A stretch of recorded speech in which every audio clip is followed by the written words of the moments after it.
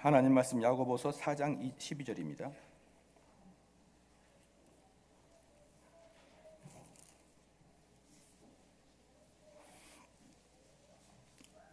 야고보서 4장 12절 말씀입니다.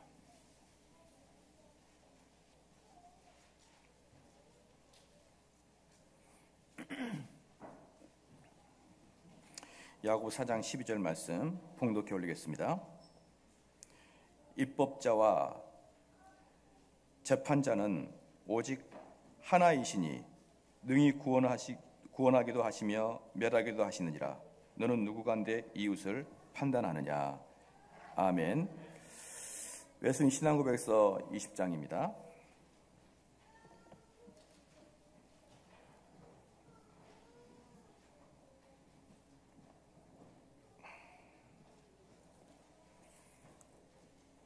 오늘은 신앙고백서 1랑 2양 두 개를 보겠습니다.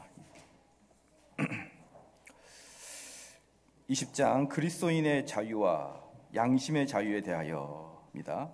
1랑 같이 한번 읽겠습니다. 시작. 복음 아래서 그리스도께서 신자를 위해 값을 주고 사신 자유는 죄처로부터 자유, 하나님의 정죄하시는 진노, 도덕법의 저주로부터의 자유를 포함한다. 또한 현재 이 악한 세상, 사탄의 굴레와 죄의 지배로부터 해방시켜주는 것을 포함하고 환난의 악과 죽음에 쏘는 것과 무덤의 승리 및 영원한 형벌로부터 자유를 포함한다.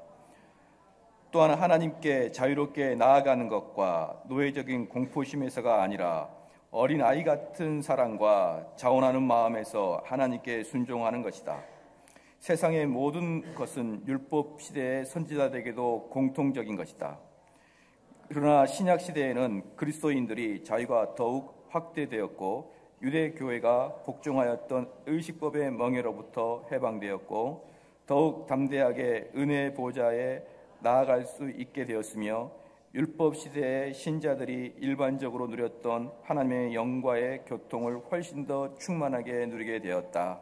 이양 하나님만이 양심의 주이시며 그분의 말씀에가 입에되는 것은 무엇이든지 신앙이나 예배에 관한 일에서도 인간들의 교훈들과 계명들로부터 자유롭게 하셨다. 그러므로 양심을 벗어나서 그러한 교훈들을 믿거나 그러한 계명들을 지키는 것은 양심의 참 자유를 배반한 것이다. 또한 맹신과 절대적인 맹종을 요구하는 것은 양심과 이성의 자유를 파괴하는 것이다. 아멘. 우리 이제 지난주에도 잠깐 말씀드렸지만 설교를 길게 하진 않겠지만 그래도 예배에는 집중을 하셔야 되고요. 예배답게 드려야 됩니다. 신앙생활을 할 때 제가 아마 신학대학원 다닐 때인가 아니면 신학대학원 졸업하고 어떤 교수님에게 세미나를 들었던지 하여튼 둘 중에 하나인데요. 그때 제가 들었던 게 뭐냐면 개혁신학은 신앙 고백적 신앙이 개혁신앙이다 이런 이야기 들었어요. 개혁신앙이라는 것은 신앙 고백적 신앙을 개혁신학이다 이런 소리를 듣고 저는 한참 고민했습니다. 그러면 나도 우리 교회에 신앙 고백서를 만들어야겠다 이렇게 생각한 것이죠. 그래서 제 나름대로 우리 교회가 추구해야 될 신앙 고백을 딱 기록해서 교회 홈페이지에 올렸는데 아마도 지금도 있는지 모르겠어요.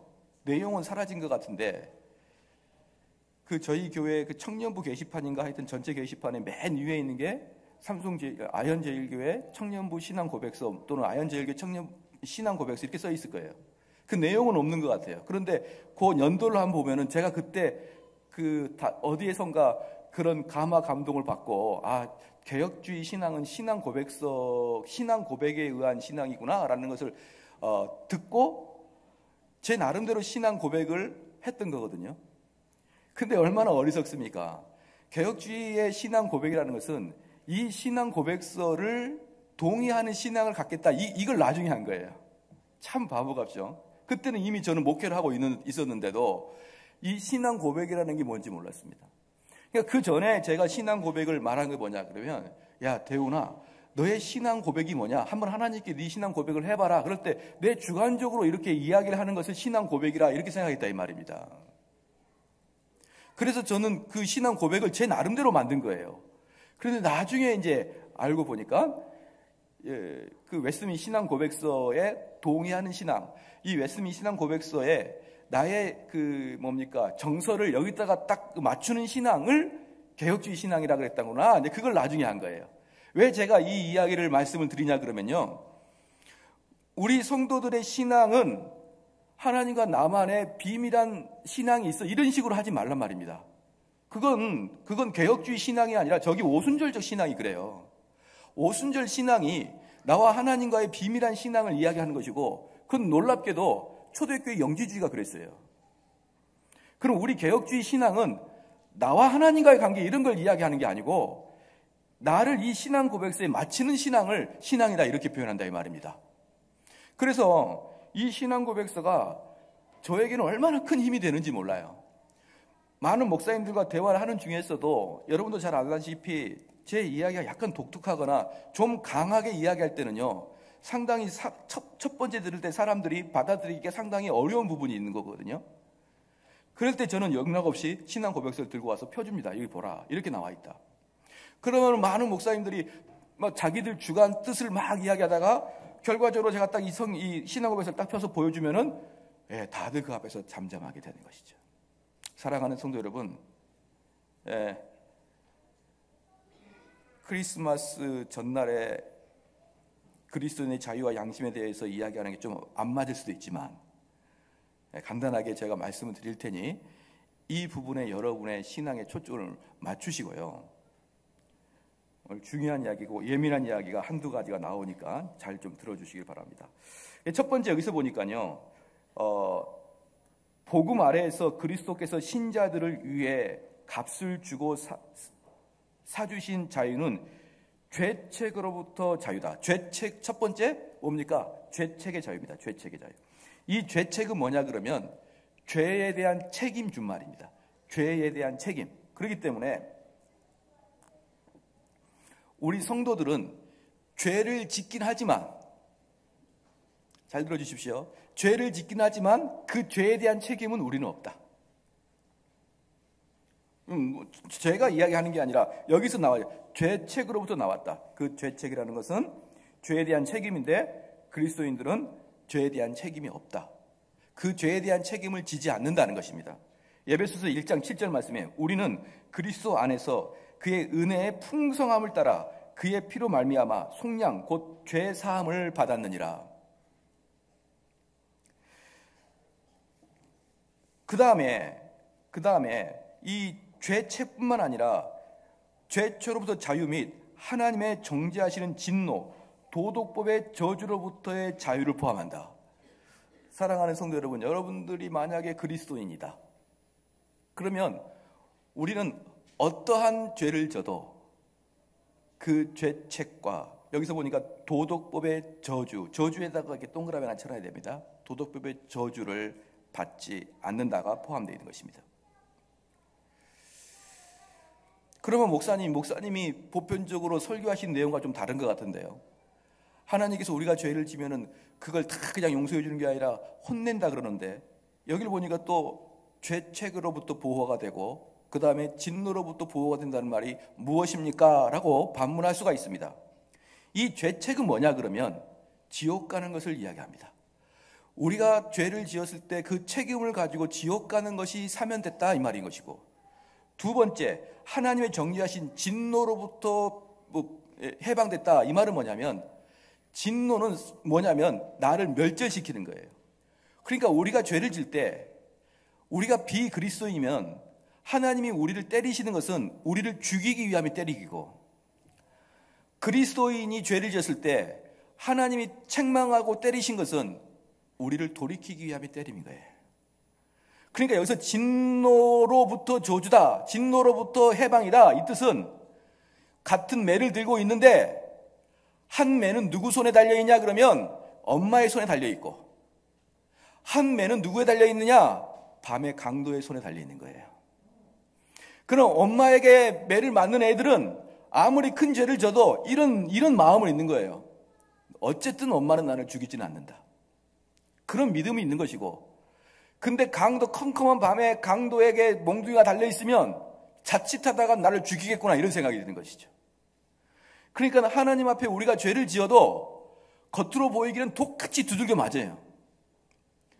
오늘 오전 예배 때도 말씀드렸지만 내가 정말 집안이 이상해졌고 내 삶이 피폐해지고 어려워지고 이해할 수 없이 어려워졌습니다. 그럼 제일 먼저 하라는 게 뭐였습니까? 내가 죄를 졌는지 하나님께 먼저 아뢰라고 했지 않습니까?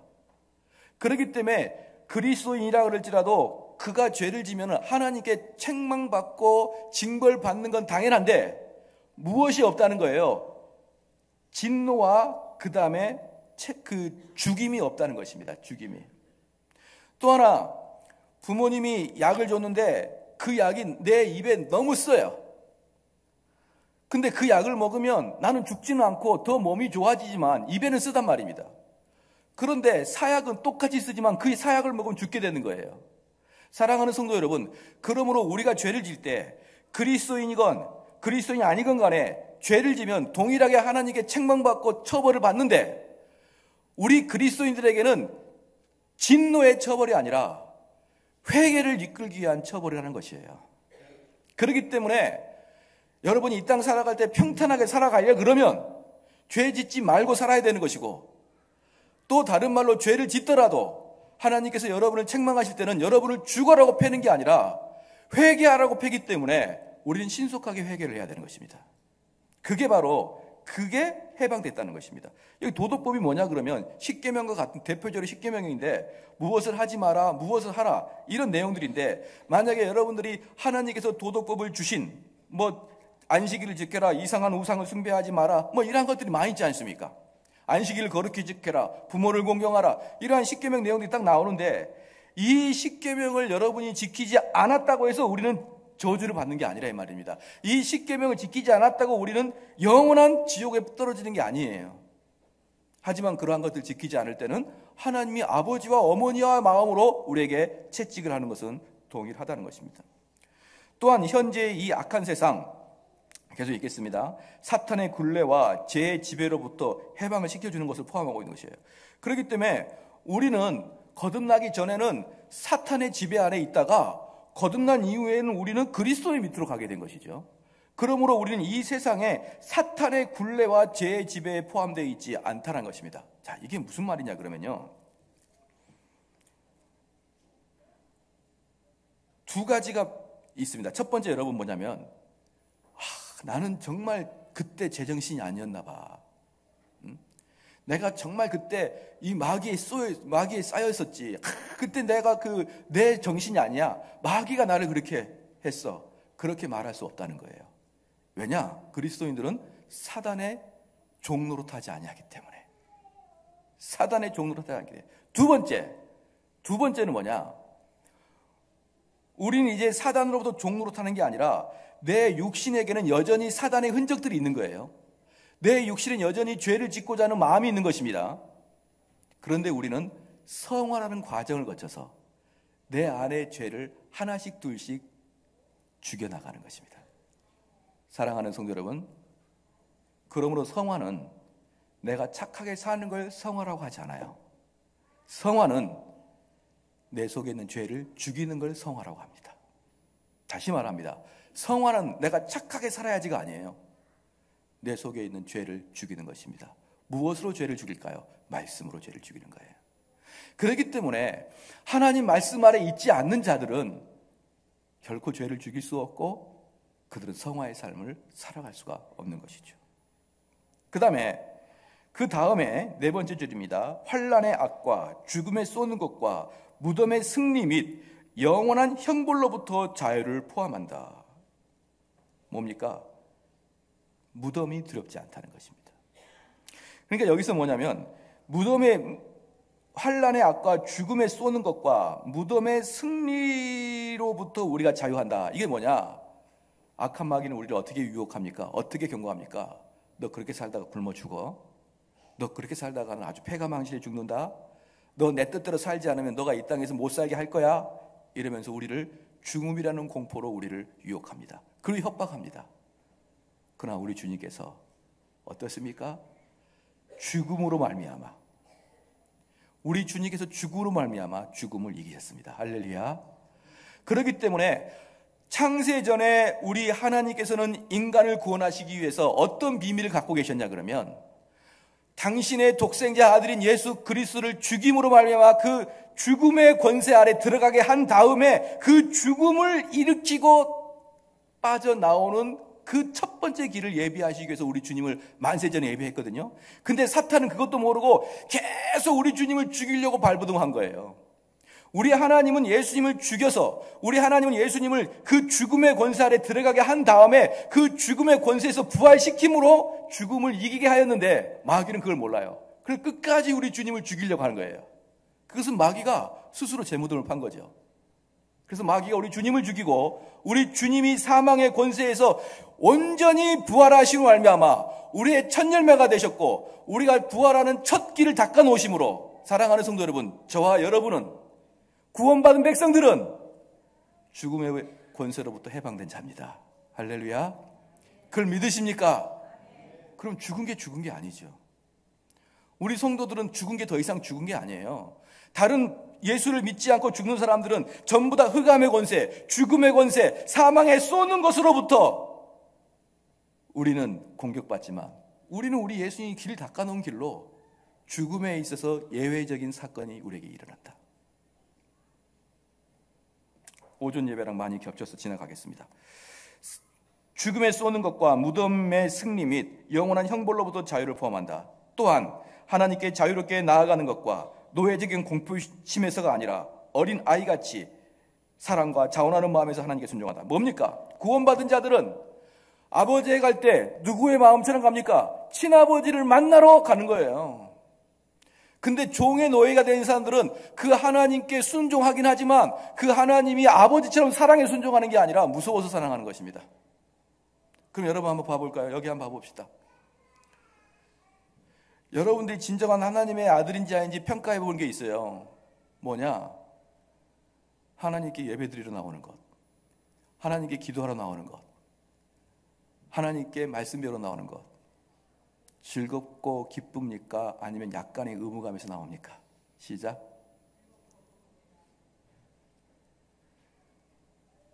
한 명만 큰 소리로 얘기하고 나머지는 묵념하고 있는데요. 어떤 분들은 그래서 제가 여러분 기도하러 나오십시오라고 계속 말씀을 드리지 않는 이유가 그런 의무적으로 나와야 아무 필요가 없는 거거든요. 사실 말씀을 읽어라 하면 좋죠. 그런데 어느 정도 하다가 더 이상 이야기하지 않는 이유는 뭘까요? 억지로 하는 것은 의미가 없어요. 정말 하나님께 나와서 기도하는 게 기쁘고 만약에 집안이 있는데 명절이 됐는데 막내 아들이 텅 그 사업에 실패해가지고 잘 나오지 않고 부모님 만나러 가기 힘드니까 제일 큰 사람이 야 이번에는 좀 와야지 그래서 억지로 오게 되는 거. 여러분 이게 진정한 가족이냐 이 말이에요. 명절이 되면 원근 각처에서 부모님 만나 뵈려고 기쁜 마음으로 가는 게 부모를 사랑하는 마음이죠. 의무적으로 형식적으로 그게 진정한 가족이냐 이 말이에요. 마찬가지로 여러분 이 교회에서 기도해야 하거나 이 교회에서 말씀 공부할 때 여러분 의무적으로 나오게 되면요 여러분 진짜 큰일입니다. 그거 진짜 큰일이에요. 의무적으로 나오는 거 하나님이 모를 것 같습니까? 성도들이 서로 모를 것 같습니까? 다 합니다. 의무적으로 나오는 걸. 그런 식으로 신앙생활 안 하기를 주님 축원합니다. 정말 기뻐야죠. 하나님 아버지 나온 게 정말 기뻐야죠. 하나님이 한 분이신 걸 아느냐? 잘하는도다. 마귀도 믿고 떠느니라. 얼마든지 마귀도 성경에 대한 지식을 알고 있고요. 얼마든지 마귀도 이 성경에 나와 있는 대로 한번 살아보려고 할 수도 있습니다. 하지만 마귀가 못하는 게 무엇입니까? 하나님 아버지를 자기 아버지처럼 사랑하는 걸 못하는 거예요. 근데 많은 경우에 이 신앙 고백서와 틀리게 그냥 성도들이 교회 나오는 게 의무적이요, 형식적이요, 남들 눈에 보기 때문에 앉아있고 그냥 마음만 있으면 빨리빨리 가버리고 싶고 이러한 일들이 여러분에게 안 나타나길 주의로 축원합니다. 그게 바로 또한 하나님께 자유롭게 나가는 것과 노예적인 공포심에서가 아니라 어린 아이 같은 사랑과 자원하는 마음에서 하나님께 순종하는 것이다 이 뜻인 것이에요. 이상의 모든 것은 율법 시대의 신자들에게도 공통적인 것입니다. 그러나 신약 시대는 그리스도인들의 자유가 더욱 확대되었고 유대 교회가 복종하였던 의식법의 멍에로부터 해방됐다. 그러면은 어떤 것이 가장 크게 해방되었느냐? 예수님 오기 이전에 유대에서 했던 제사법 같은 것은 해방되었다 이 말입니다. 우리는 예배 드릴 때마다 양을 잡지 않죠. 유대인들은 매일마다 양 2마리씩 잡았습니다. 그리고 안식일 날은 2배로 잡았어요. 그러한 의식법에 대해서는 우리는 해방되었다. 근데 제가 이 웨슬리 신학원에서 강의할 때 계속 말씀드렸지만 우리가 의식법과 그리고 유대인들의 시민법에 대해서는 해방이 되었는데 율법이 해방되었다 그래가지고 도덕법까지 별로 취급하지 않는 것을 무슨 말을 했습니까? 반율법주의자 이렇게 얘기했던 거예요. 도덕법은 폐기가 되지 않았습니다. 그 다음에 계속 읽겠습니다. 유대교회가 복종했던 의식법의 멍에로부터 해방되었고 더욱 담대하게 은혜의 보좌로부터 나아갈 수 있게 되었으며 율법 시대의 신자들이 일반적으로 누렸던 하나님의 영과 교통을 훨씬 더 충만하게 누리게 되었던 것입니다. 하나님의 은혜의 자리에 이제 기쁜 마음으로 오는 거예요.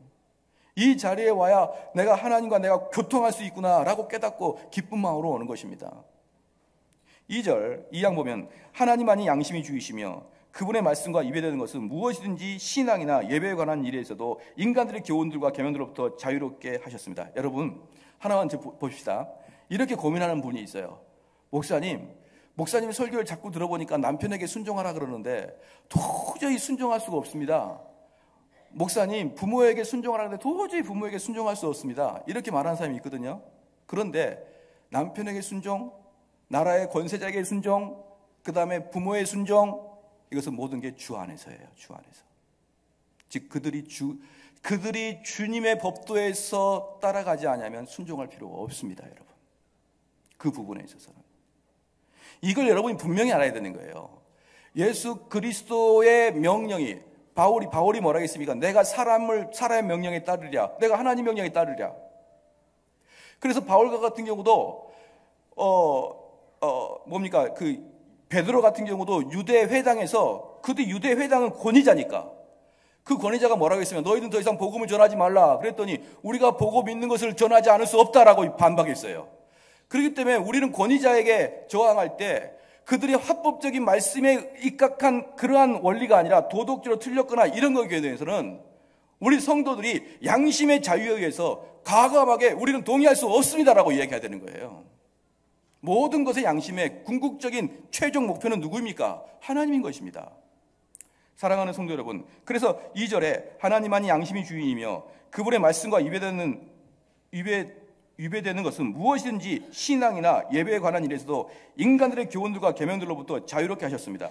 인간들의 교훈들과 계명들이에요. 예를 들어서 어떤 교회는 이런 교회가 있어요.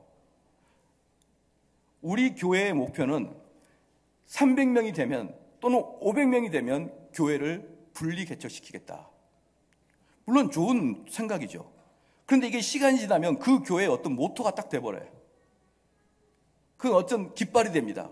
그래서 그 교회에서는 그 목적과 비전을 따라서 계속 교회가 흘러가고 또는 어떤 교회는 목사님의 비전에 따라 어떤 사람은 목사님의 어떤 스타일에 따라 그 교회가 변화되는 것입니다. 그게 아니다. 교회는 누구에 의해서? 성경에 의해서.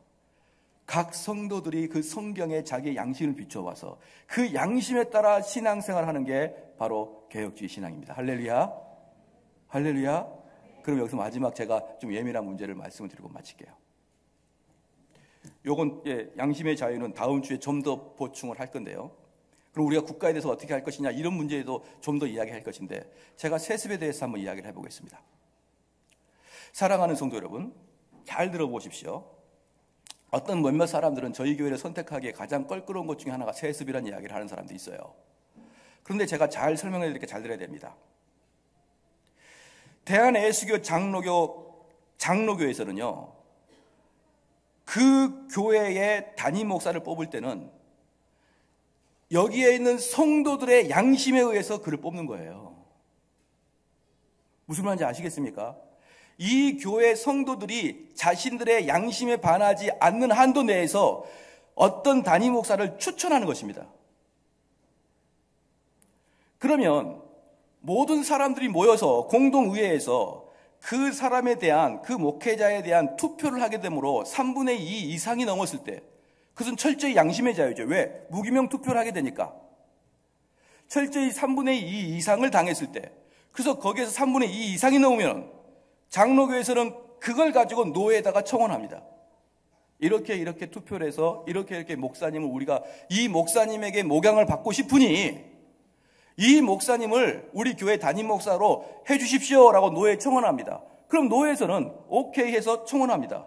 사랑하는 성도 여러분, 그러므로 대한예수 장로교에서는요, 세습이라는 게 있을 수 없어요. 모든 것은 그 교회 자체 내에서 해야 됩니다. 이렇게 이야기하는 사람이 있어요. 목사님, 교회가 사회에 어떤 공교회 개념이 있지 않습니까? 이렇게 이야기하거든요. 이 사회에서 교회의 이치가 있고 이 사회에 교회 공교회가 있지 않습니까? 이렇게 이야기하는데 무슨 공교회입니까? 이번엔 저희가 이 뒤에 그 녹강이 있어요. 조그마한 그 하천이 교회 뒤에 있는데 그것을 이렇게 콘크리트로 이렇게 굴뚝을 막아서 옛날에 청계천처럼 딱 막아버리면 물은 잘 흘러가고 거기서 우리가 주차장을 사용할 수 있을 것 같아가지고 저희가 시청에다가 문의를 했었어요. 이걸 우리가 좀 사용하면 좋겠다. 시청 직원이 분명히 와서 저렇게 얘기했습니다. 목사님, 아마 여기 들은 분은 있는지 모르겠지만 이렇게 얘기했어요. 목사님, 공적 개념이 아니면 시청에서 해줄 수 없습니다. 공적 개념이 뭐냐면 구청이나 경찰서나 학교나 이 지역 사람들이 공이 쓰는 그런 시설, 이 지역 사람이 공이 쓰는 시설이 아니면 시청에서 그 일을 해줄 수 없고, 교회는 개인 사적인 것이기 때문에, 교회는 교회만의 개인 사적인, 그러니까 쉽게 말하면 시청에서 교회를 보는 것은 중국집 보듯이 보는 거예요. 그래서 중국집이 여기다가 주차장을 해서 많은 사람들이 올 수 있게 주차장을 해 주십시오. 그러면 그분이 가가지고 이건 개인의 사적인 거기 때문에, 공적인 개념이 아니기 때문에 주차장을 해 주십시오. 이렇게 얘기할 거예요. 교회가 그랬어요. 그래서 그랬죠. 아니요, 이 교회는 이 지역에 있는 사람이 많이 오기 때문에 공적 개념이 아닙니까? 그랬더니 그분이 분명히 할 때 뭐라고 했습니까? 교회는 공적 개념 아닙니다. 그랬거든요.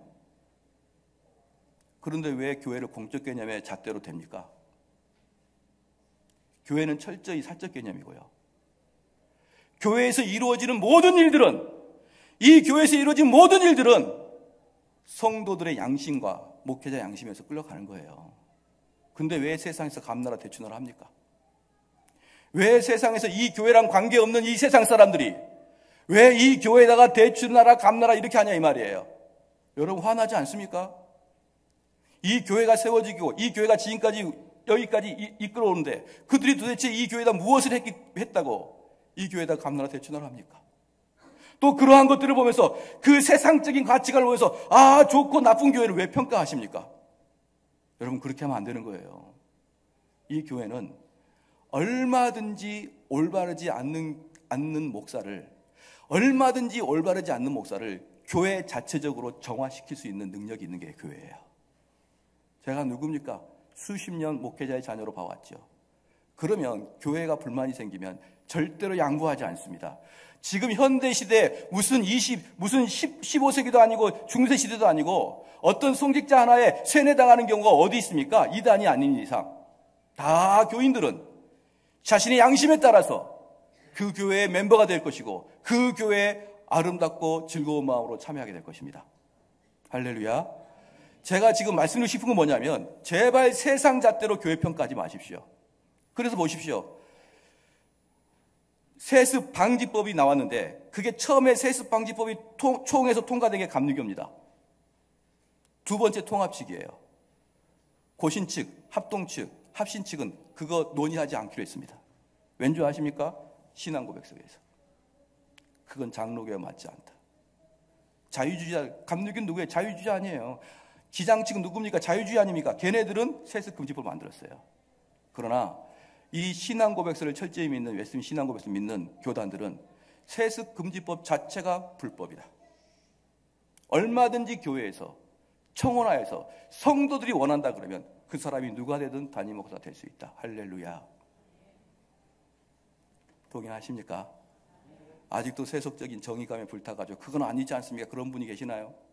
여러분 제발 정신 차리십시오. 세상이 뭘 교회를 합니까? 세상이 무슨 성경을 합니까? 세상이 무슨 웨스민스터 신앙 고백서를 합니까? 아무것도 모르고 그저 그들의 시각에 따라서 평가하는 것이에요. 그래서 혹시나 저희 교회 다니면서, 저희 교회 있으면서 아버지의 대를 위해서 제가 목회한다고 해서 그것이 여러분의 양심에 걸리적거리는 사람이 있으면 여러분 이 말씀을 쫙 참고하시고 아, 별거 아니구나, 그것이 하나님 말씀이 위배되는 게 아니구나, 그렇게 깨달으면 된다, 이 말입니다. 기도하겠습니다.